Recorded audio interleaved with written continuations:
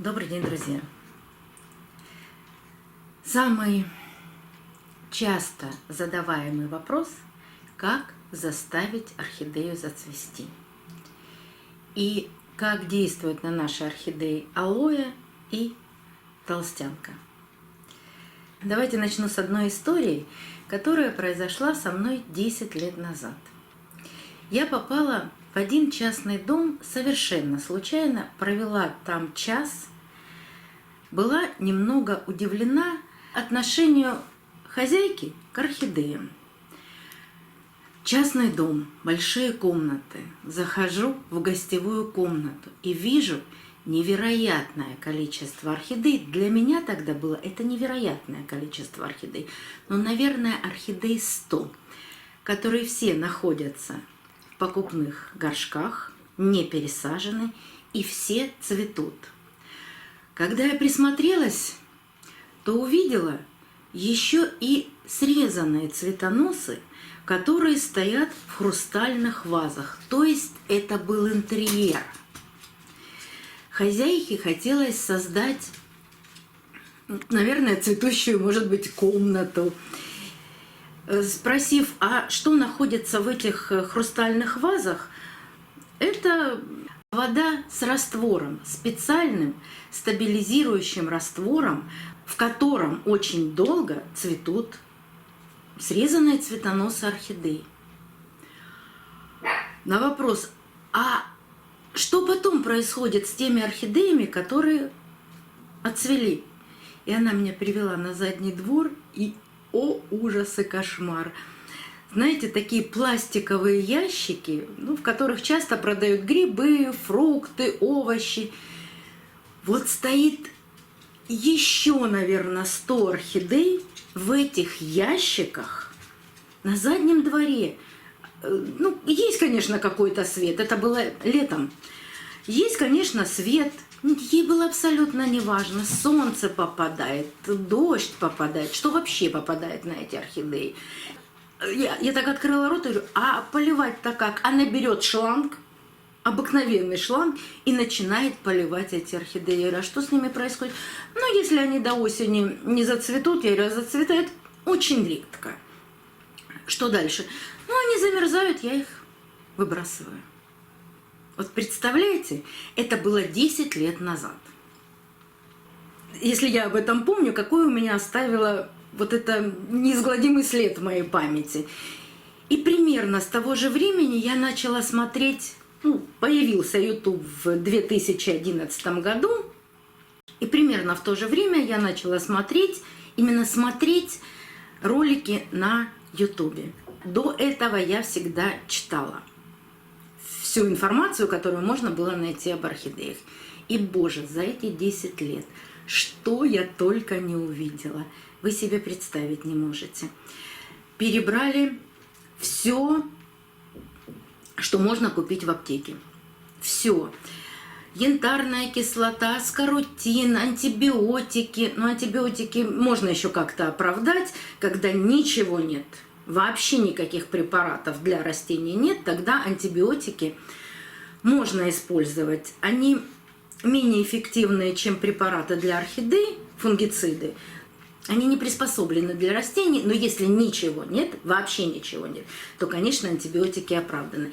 Витамины, зеленка, йод. О йоде я рассказывала, и ссылку на то видео я оставлю в правом верхнем углу экрана. Да и вообще у меня есть целый плейлист с рассказами о вот этих всех безумных применениях и аптечных препаратов, и фитопрепаратов, и гормонов. Есть такой плейлист, и тоже ссылку оставлю в правом верхнем углу экрана, и обязательно оставлю эту ссылку под видео. Потом началось применение препаратов с аминокислотами. Но опять же, пошла янтарная кислота, пошел аскорутин, препараты жива, много еще разных препаратов, которые содержат кислоты. Тоже объясняла их действия на наши орхидеи. А потом, вы себе даже представить не можете, стыдно сказать, то, что бытовую химию применяют ладно, бог с ней. Одно только почитать, что на этой бытовой химии написано. А уж когда начали применять мочу, поливая ей орхидеи, это был, ну, в кавычках, восторг, наверное, венец, ну, всем препаратам, которые можно только применять. Не знаю, чья моча использовалась, не уточнялось в ролике, но это кошмар. Это просто кошмар. А вот, да, еще банановая кожура, разнообразные настои чеснока, лука, ой, и даже уже не помню еще чего. Ну, то есть мы и разводили подур, а потом успешно сборолись с тем, что мы полили банановой кожурой, подуры просто размножились в невероятном количестве, и потом мы начинаем применять фунгициды для того, чтобы избавиться от этих подур. Ну ладно, все это лирика. Сегодня же я хотела вам рассказать о сейчас очень модном применении алоэ и применении толстянки, красулы, или же еще это называется денежное дерево. Я специально для себя распечатала вот такие огромные листы, но не буду вам все это зачитывать. Просто таким ненаучным языком объясню вам, что и в алоэ, и в толстянке находится действительно очень много микро-макроэлементов, витаминов, но которые бы казалось, ну почему не применить? Это же фито. То есть это совершенно вроде бы как в кавычках безвредно. Да, конечно, препараты хорошие.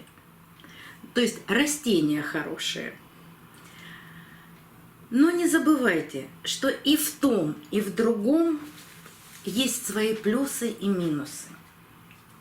Например, в листьях алоэ находится аланин. И у меня нет в доме ни алоэ, ни толстянки, потому что у меня есть животные. И, например, аланин, если кот подойдет и пару раз запустит свои зубы в этот листик, то это может быть рвота, диарея и даже поражение почек. Да, конечно, у меня есть, кроме орхидей, хвои.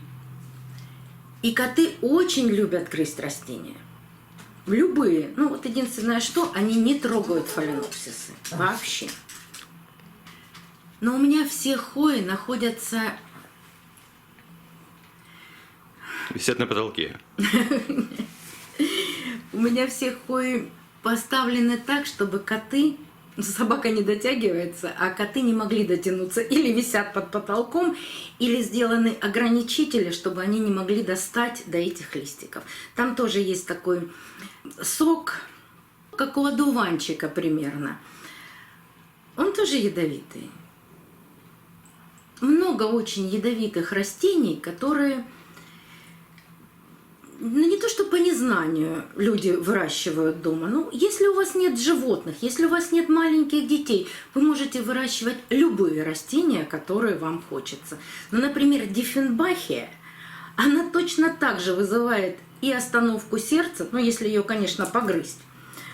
Ну, мы с вами не будем этого делать. А вот животные, они, к сожалению, этого не понимают и часто очень грызут растения. Да, и дети, маленькие дети, они все тянут в рот, потому что они, пока они маленькие, они исследуют мир на вкус, на зуб. Ну вот вспомните, ему это интересно. Он так исследует мир. Ну вот такие исследования бывают чреваты и даже и реанимациями. Когда что-то может ребенок пожевать, а это очень опасно. Это то, что касается алоэ, опасности. А вот то, что касается толстянки и ее опасности, это вообще... У меня это растение под большим запретом. Потому что толстянка, ну она, конечно, не единственная, которая любит накапливать этот микроэлемент, но тот, который она с такой любовью в себе накапливает, это мышьяк. И, наверное, что такое мышьяк, Но большинству из вас объяснять не надо. То есть даже для взрослого пожевать 3 листика толстянки – это верная гибель. И сейчас очень модно использовать алоэ и использовать толстянку. Ну, прямо какое-то поветрие с этим алоэ и толстянкой. Да, конечно, если вы применяете гормоны, фитогормоны, если вас это не страшит и вам все равно, сколько проживет ваше растение, то почему бы нет? Применяйте, конечно. И еще добиться вот безумного цветения – это самое большое желание. Только с гормонами можно добиться такого обильного цветения сразу. И вот в алоэ есть такой гормон, называется он гибереллин. И это именно стимулирующий гормон. Стимулирующий к росту, стимулирующий к цветению, да ко всему. Он просто ускоряет жизненные процессы орхидеи. И когда вы его используете, чем вы отличаетесь от тех садовников, все, кому не лень, любят говорить, когда мы купили орхидею, она перекормлена от садовника, она там вот такая-сякая. А чем вы в этом случае отличаетесь от того же садовника, когда вы стимулируете растение к избыточному росту, к избыточному цветению? Но это то, что касается алоэ. В самом конце расскажу действительно, как нужно правильно пользоваться и алоэ, и толстянкой. Про толстянку я просто хочу зачитать, чтобы не быть голословной. В толстянке, в красуле, в этом денежном дереве, самая большая концентрация мышьяка. И производители препаратов на основе толстянки сами пишут. Во-первых, толстянка вырабатывает природные ауксины. Это тоже фитогормон, тоже ускоряющий рост, но даже производители таких препаратов на основе толстянки пишут, что несмотря на пользу ауксинов, их применение может не привести к желаемому результату. Такое происходит, если препараты использовались для укрепления слабых или поврежденных растений. Здоровые культуры – это ключевой момент, так как сухие, вялые и больные растения не могут усвоить этот препарат, этот фитогормон.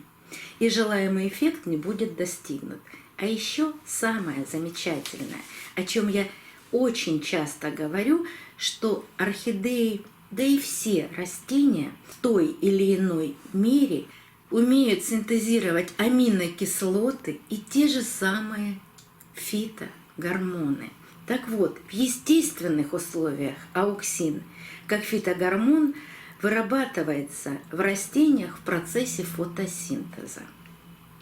Но можно ускорять этот процесс. Чувствуете слово, акцент на слове «ускорять» путем введения ауксинов в состав раствора.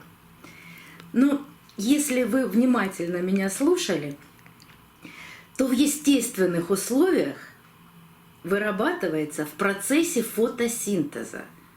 А фотосинтез когда у нас происходит? На свету. И если у вас недостаточное освещение орхидеи, то фотосинтез и так вяло текущий.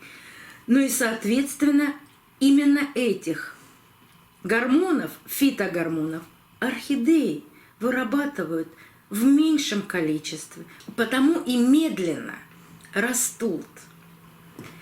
Как же все-таки правильно использовать алоэ и толстянку, если даже вы все прослушали, что я сказала, но все-таки решились на их применение? Если мазать или соком толстянки, или соком алоэ можно навредить орхидее, потому что там настолько сильная концентрация всех этих веществ, что может произойти ожог орхидеи. И мне не раз об этом писали мои подписчики. Так вот, для того, чтобы применять, нужно поместить на несколько суток, от 3 до 5 суток, эти листья в морозильную камеру, для того, чтобы началась ферментация. Ни аланин, ни мышьяк вы в любом случае не удалите из растения. Ни из того, ни из другого. Но, по крайней мере, витамины, все вот эти микроэлементы, они станут в более доступной для орхидеи форме. А лучше, конечно, применять это в растворах. То есть делать настои только после ферментации. Делать настои, поливать, если вы считаете нужным их применение.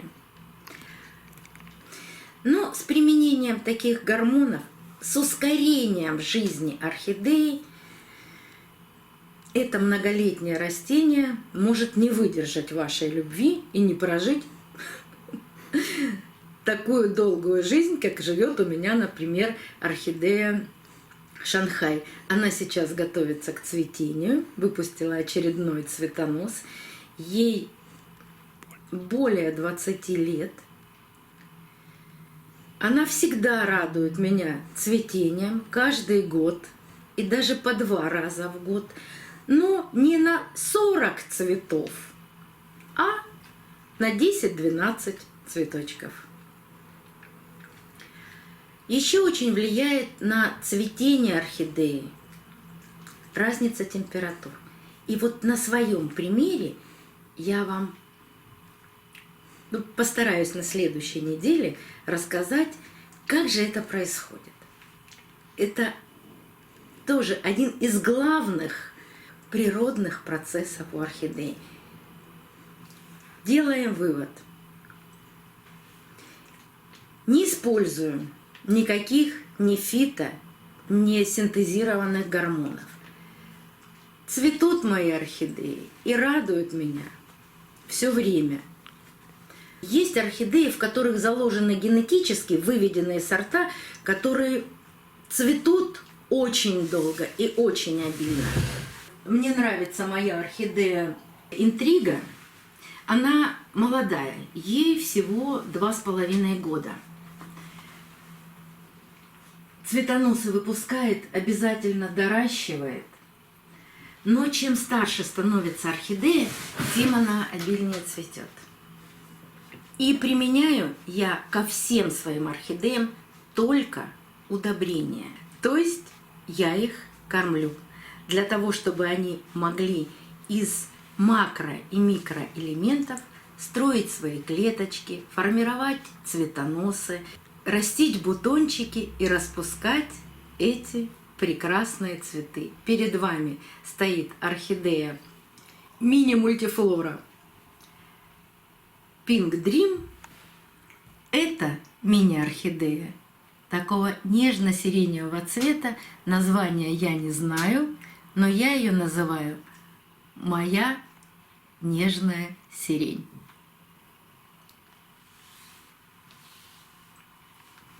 Вот такие есть нюансы в цветении и в применении алоэ и толстянки. А я постараюсь жить в гармонии со своими орхидеями и стараться понять природу их роста, потому что природа, она универсальна. До новых встреч, друзья! Увидимся на канале. Место. Речи место. Вот кот быстрее слушается, чем ты. Вот. Все терпели, все ждали. Все молодцы. Все молодцы. Вот Семочка Всем спасибо, все свободны. прослушал лекцию, что можно грызть, что нет. Юлечка прослушал лекцию. Там даже Демочка вот на заднем плане. Не надо там. Демочка на заднем плане. Ну, он проспал. Дема. Меньше всех было интересно Ричи. Потому что он не достает. Да, он все равно туда не допрыгивает. А тебе нужно было знать. Молодец. Нет, Семе не нужно. Нужно было знать Деме и Юле. Ну ладно. Все.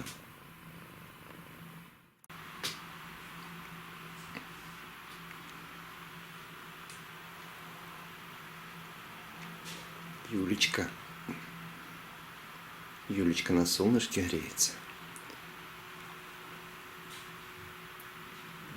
Ричи не мешает. А Семочка спит где-то.